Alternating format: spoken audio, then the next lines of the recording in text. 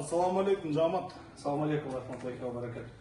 Бүгін Қаралтауда кешкі сода Русландан 80-ден небересін Панфиловкаға алып кетіп жатқан кезбіз, Құдай бұйырса.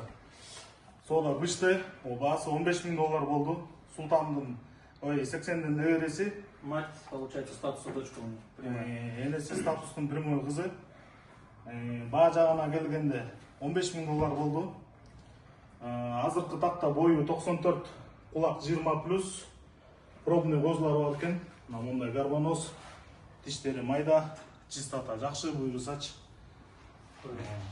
Пробный мықты қозылар бар екен.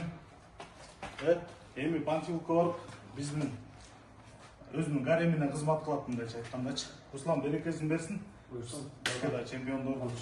Пусть барака будет. Амин, амин, иншаллах. Хороших хозяйнят пусть дает Allah. Амин, амин. Иншаллах, туғандар, асыл тұқым барашан парадасын бағыңыздар. Ассаламу алейкум, барыңыздарға береке.